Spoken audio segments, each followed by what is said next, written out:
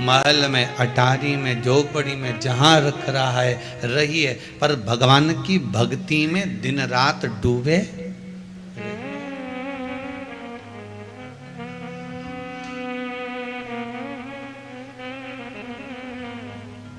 किसी ने बहुत सुंदर कहा है,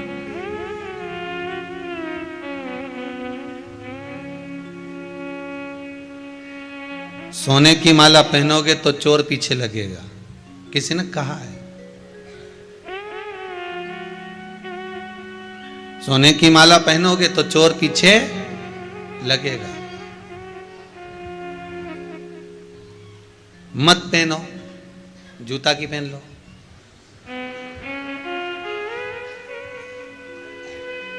की किसने कि तुम सोना की पहनो? कोई बोला कि सोना की पहनो?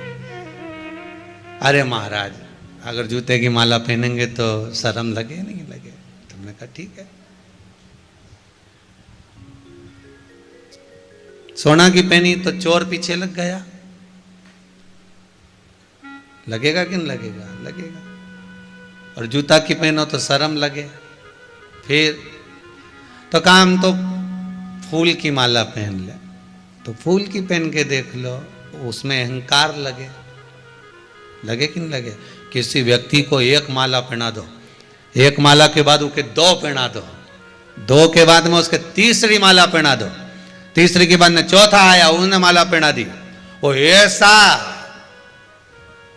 वो तो थोड़ी देर में फट ही नहीं गया, ये तो पूरा फूल गया अहंकार में, अभिमान में फट गया। सोने की पहनी, चोर लग गए पीछे। जूते की पहनी तो शर्म लग गई, और फूलों की पहनी तो जम के बोलो अहंकार लग गया। फिर तो कहा रुद्राक्ष की माला पहन लो, तुलसी की माला पहन। फिर उसमें चोर लगता है, इसमें मेरा भोलेनाथ पीछे लग जाता है, इसमें मेरा शंभू पीछे लग रहा है, फिर दूसरा नहीं लग रहा है, मेरा शंकर, मेरा ओघड़दानी, मेरा त्रिकालदर्शी, मेरा कैलाशी पीछे लग रहा है।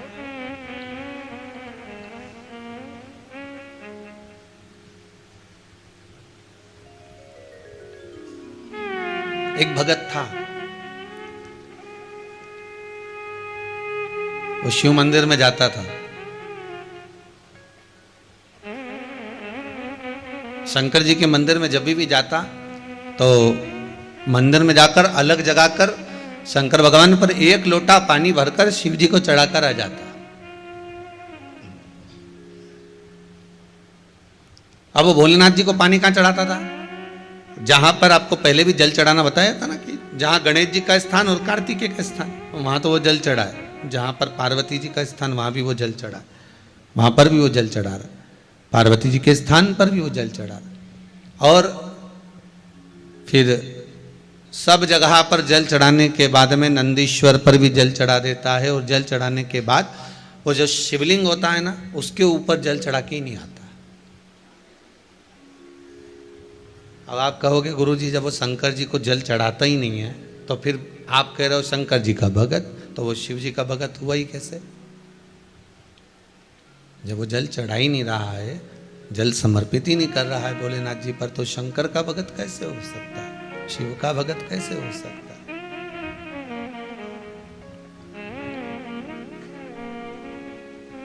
महाराज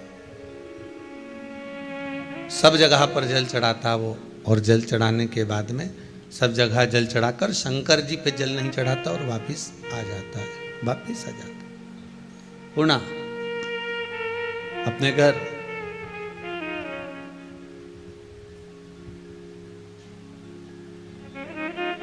तुम सब पंगत में भोजन करने बैठो, गुलाब जामुन देने वाला आया, ने तुम्हारे बाजू में दे गया, इसके भी दे गया, उधर भैरू बैठा था ना, उसके भी दे दी, आगे भी दे गया, और तुम्हारे को गुलाब जामुन नहीं देकर गया, तो तुम क्या करोगे? बोलो जाओ।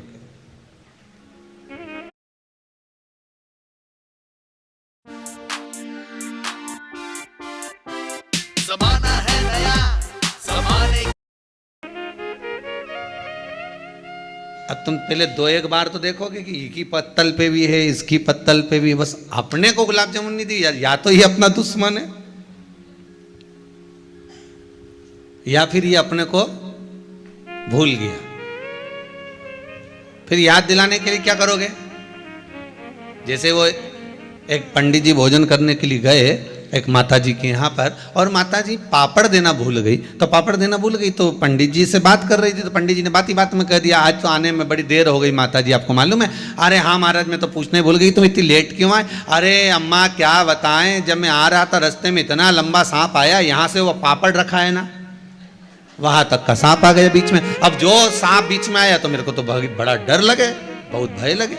फिर अम्मा जी को याद आया, महाराज पापड़ रह गए, मैं अब भी लेके आई, और अम्मा पापड़ ले। अब यहां गुलाब जामुन कोई फूल भूल जाए तुम्हारी पंगत में, तो तुम क्या कर सकते हो?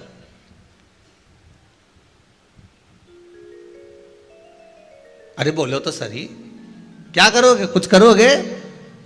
बस इतना जरूर कर सकते हो कि अगली बार आएगा तो देकर जाएगा, बाट जोगे, इंतजार करोगे, प्रतीक्षा करोगे।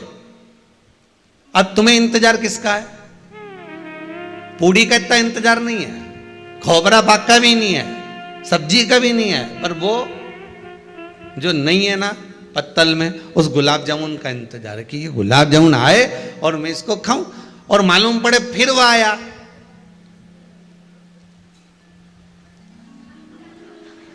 फिर चला गया,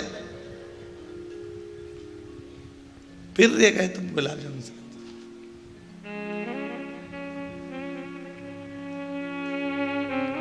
अब तो तुम रुकोगे क्या? फिर तो कह दोगे, ए भैया, ए इधर आओ, क्या है? दो रखो। उसने कहा दो क्यों? पिछली बार भी भूल गए थे, अब की बार भी भूल गए, रखो दो। दो गुलाब जामुन। शिव का एक भगत ऐसा था, शंकर जी के मंदिर में जाता था, गणेश जी के जल चढ़ा दे, पार्वती के चढ़ा दे, कार्तिकेय के चढ़ा दे, और शंकर जी के चढ़ाते ही नहीं, नंदी के नवा के वापिस आ जाता। अब शंकर जी के मन में आया कि मेरा इतना गुणगान गाए, भजन करे, कीर्तन करे, नाम जाप करे, स्मरण करे, खूब मेरा नाम लेकर आए, घर पे भी बोल के आए कि शंकर जी के मंदिर। अब उन्हें किसी ने शिव जी के मंदिर में सारा देवता, पर नाम क्या निकले? शंकर जी के मंदिर जा रहा हूँ। अब वहां तो गणेश जी भी है, पर तुमने कहा एक बार भी कि मैं गणेश जी के मंदिर जा रहा हूँ? नहीं। पार्वती के मंदिर जा रहा हूँ? नहीं। नंदी के मंदिर जा रहा हूँ? नहीं। आपके मुख से क्या निकला? शंकर के मंदिर जा रहा हूँ। नाम भी बोल के आए कि शंकर के मंदिर गया, और सबके चढ़ाए, और मुझे छोड़ जाए। अब मुझे छोड़कर जा रहा, करा क्या जाए, क्या बोला जाए? अब भगत रोज घर चले जाए, रोज। अब की बार पार्वती जी ने शिव जी से कहा, प्रभु जी ये तो आपका घोर अपमान हो रहा है, बहुत बड़ा अपमान है कि हमको जल चढ़ाए और आपको ना चढ़ाए। शंकर जी समझ गए कि ये तो अपमान वाली बात है कि मेरे को जल नहीं चढ़ रहा और सबको चढ़ा रहा है। तो पार्वती जी ने कहा, जरूर तुमने इसकी कोई मनोकामना पूरी नहीं करी होगी, इसलिए वो रह गया होगा, इसलिए आपसे थोड़ा चिढ़ गया, इसलिए जल नहीं चढ़ा रहा। शंकर भगवान ने नंदी को बुलाया, नंदी को बुलाकर कहा, बता इसकी समस्या क्या है, इसकी परेशानी क्या है, इसको कष्ट क्या है, बोल जल्दी से। नंदी ने कहा, महाराज जी कोई कष्ट नहीं है, कोई कष्ट नहीं। ये पार्वती को जल चढ़ा के जाता था, पार्वती मैया ने सब कुछ दे दिया। गणेश जी को चढ़ाया, गणेश जी ने सब कुछ दे दिया। अच्छा, फिर मुझे जल क्यों नहीं चढ़ाता? नंदी बोले, ये तो मुझे नहीं मालूम, मुझे ज्ञात नहीं कि जल क्यों नहीं चढ़ाता। शंकर भगवान बोले, आज शाम के समय पर अपन दोनों इसी के घर जाएंगे, ठीक है? अपन इसी के घर पहुंचेंगे। अब बाबा कृपा करे, शाम का समय था, और शाम के समय पर देवाधिदेव महादेव नंदी पर बैठकर पार्वती जी को लेकर इसी भगत के घर पहुंच गए। और भगत के घर पर पहुंचते से ही बाबा देवाधिदेव महादेव ने आवाज लगाई। जैसी आवाज लगी, भगत निकलकर बाहर आया, और बाहर आते से बोला, प्रभु आप पधारे हो, आप मेरे घर पर आए हो? शंकर भगवान बोले, आया तेरे घर पर हूं, पर बाहर बात नहीं करूंगा, अंदर चल के बात करूंगा। और शंकर भगवान उसको ले गए अंदर ले जाकर पूछा, भोलेनाथ जी ने, ये बता कि तू सबको जल चढ़ाता था, पर मुझे जल क्यों नहीं चढ़ाता था? तो भगत ने कह दिया, प्रभु कारण केवल एक था, भक्त भगवान के मंदिर में रोज जाता है, पर भगवान भक्त के घर नहीं आता है, आपको बुलाने के लिए मैंने ये जल नहीं चढ़ाया। केवल आपको बुलाना था, मेरे दरवाजे तक मुझे लेकर आना था।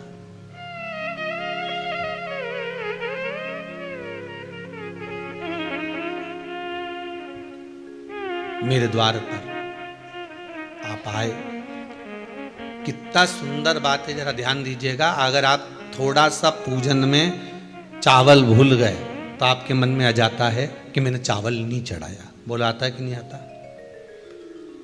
शास्त्र कहता है, अग्नि पुराण में स्पष्ट किया गया, कितना भी पूजन का सामान बाजार से लिया आओ और कितनी भी अच्छी पूजन की थाली जमा लो, अच्छे से अच्छा विद्वान भी पूजन की संपूर्ण सामग्री पूजन की थाली में रख ले, विद्वान से विद्वान ब्राह्मण जन हो, चाहे पूजन करने वाला एक साधारण सा मानव क्यों ना हो, वो पूजन की थाली में संपूर्ण सामग्री जमा ले, तो भी पूजन की सामग्री में पूजन करते समय कुछ ना कुछ रह ही जाता है, रह ही जाता है। अच्छे से अच्छा विद्वान भी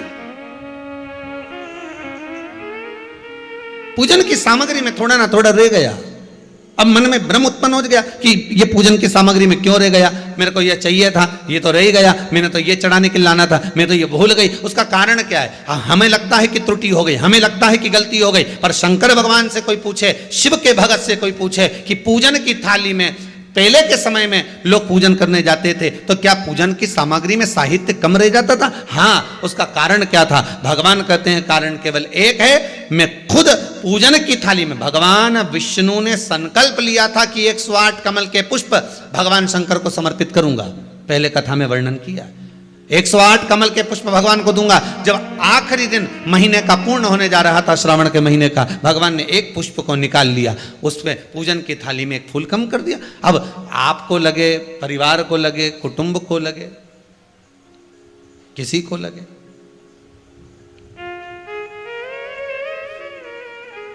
पूजा की थाली में पुष्प, पूजन की थाली में सामग्री अगर कम रह गई है तो आप ये विचार ना करें कि मुझसे गलती हो गई, मुझसे त्रुटि हो गई, भगवान रुष्ट हो जाएंगे। भगवान अपने भक्त से कभी रुष्ट नहीं होता साहब।